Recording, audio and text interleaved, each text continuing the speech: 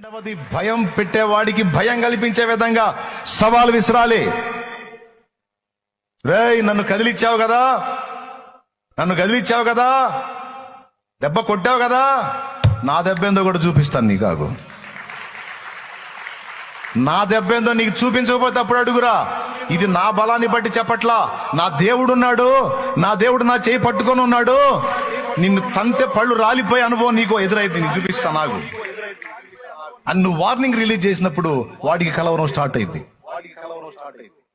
భయపెట్టే వాడికి భయం కలిగించే విధంగా నీ వాక్కు విడుదల కావాలి. అయిపోయింది.